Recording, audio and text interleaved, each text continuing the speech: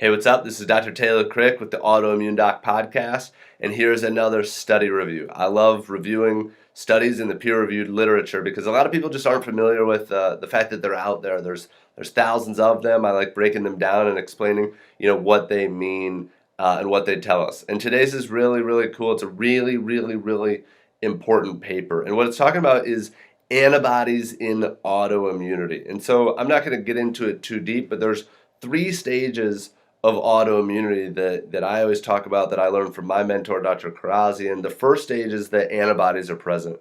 The second stage is that people start having reactivity or clinical symptoms. And the third stage is diagnoses. And the point is that if you leave stage 1, it will become stage 2. If you leave stage 2, it will become stage 3.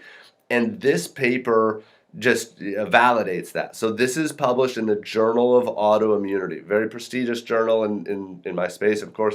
And it's the development of autoantibodies precedes clinical manifestations of autoimmune diseases, a comprehensive review. So this is from 2017, and it says the etiology of autoimmune diseases is due to a combination of genetic predispositions. There we go. A combo of genetic predisposition and environmental factors that alters the expression of immune regulatory genes through various mechanisms, including epigenetics. What it's basically saying is that your environment turns on genes that lead to autoimmunity. Both humoral and cellular elements of the adaptive immune system play a role in the pathogenesis, the start of autoimmune disease, and the presence of autoantibodies have been detected in most, but not all, autoimmune diseases before the appearance of clinical symptoms. So an autoantibody means that an antibody against self-tissue. That's how many autoimmune diseases are diagnosed. Like if you have Hashimoto's, you have certain antibodies. If you have lupus, you have certain antibodies. If you have RA, you have certain antibodies, and so on and so forth. So a lot of you, if you have a known condition, you know about that. Now things like MS, they're not detected by antibodies, which I have no idea why, because we can look for the antibodies, we can measure which part is being attacked, but again, it's diagnosed by clinical symptomatology and MRI. So, and sometimes, of course, the MRI is maybe necessary to see if there's lesions in the brain, but the antibodies aren't even a part of the workup through a neurologist. So I don't understand that. In some cases, presence or levels of these autoantibodies portends not only the risk of developing a corresponding autoimmune disease, but occasionally the severity of as well. So anyway, let's look at some of these antibodies. There are a couple charts that I want to show you that just show you, again, that these antibodies can be present in advance of clinical symptoms, meaning antibodies present before you get joint pain, antibodies present before you get MS symptoms, which are varied and complex, antibodies present before you get autoimmune thyroid or type 1 diabetes. So, here we go, table 1.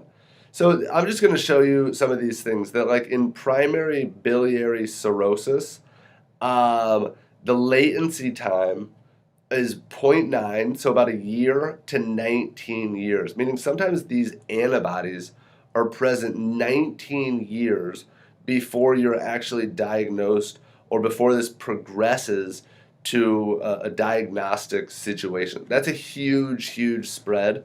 But again, that's what this chart is showing us. Now, the antibodies that they're measuring in PBC are AMAs, which are mitochondrial antibodies, anti-mitochondrial antibodies. In rheumatoid arthritis, there are certain studies that show that 0.1 to 13.8 years. So you could have antibodies present, and it could take 13 years, but you may develop, or it increases your risk or probability of you developing RA symptoms or clinical manifestations. Another study in RA showed 1 year to about 6 years.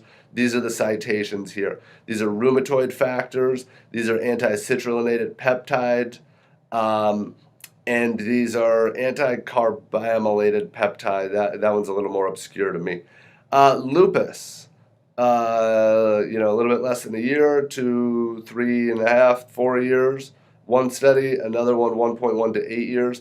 ANAs, anti-nuclear antibodies, it's the most famous antibody for lupus. anti-double-stranded DNA, anti-Rho, anti-lambda, anti-Smith, different antibodies that are present in lupus, phospholipids as well, collagen. So some of these antibodies found in these studies. Type 1 diabetes within 10 years. So what that's saying is that if you have insulin, what's IAA? Oh, insulin autoantibodies, or GAD, glutamic acid decarboxylase, GAD65 antibodies. This one says that within 10 years, this one says that 1.7 to 6 years, you have a higher likelihood of developing type 1 diabetes. Autoimmune thyroid disease, there's your thyroglobulin, your TPO, your Hashimoto's antibodies, your TSH receptor antibodies, so Hashimoto's, Graves' antibodies there. MS, anti-proteasome, anti-myelin basic protein, and anti-MOG, that's an oligodendrocyte, what's it say? Yeah, myelin oligodendrocyte glycoprotein. Celiac, anti-TTG, the most famous one with celiac. Yeah, so again, I'm not going to go through all of these and every single thing on here, but yeah, it's amazing. IBD, SSC, I don't even know what that is. So yeah, cool. Oh, it's Sjogren's. Sjogren's, oh, is it? Maybe not. But anyway, then here's the other chart, and it's the same thing, but it's showing the signature autoantibodies of these autoimmune diseases. So with PBC, again, you can have anti-nuclear antibodies, you can have mitochondrial antibodies, and 97.8% of the time they're present in PBC. Rheumatoid factors in RA. So they're showing that these antibodies are present, almost every single time in advance of these diseases. And the autoantibodies are very specific for what becomes the clinical presentation and then what becomes the diagnostic criteria as this disease process continues.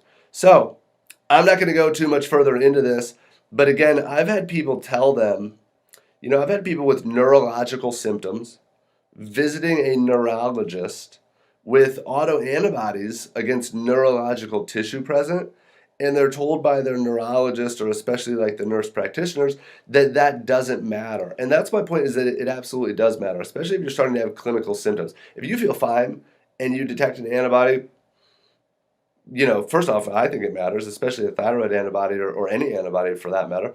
But if you're having symptomatology and the antibodies match up with your symptomatology, it could help to explain that there's this underlying mechanism that, if left alone, is going to eventually lead to the clinical manifestation of an autoimmune disease. A lot of people didn't have MS and then didn't have MS and then didn't have MS and then did have MS when they went in for certain symptoms of maybe headaches or dizziness or whatever the case may be. Or a lot of people maybe didn't have RA until it progressed, and then all of a sudden, oh, yep, you do have this diagnosable arthritis or something in the arthritis families. So anyway, very important paper. Hope that's helpful. That's why antibodies can be helpful, is because they can precede clinical manifestations. They can be predictive autoantibodies. They can be diagnostic autoantibodies. But their presence absolutely matters.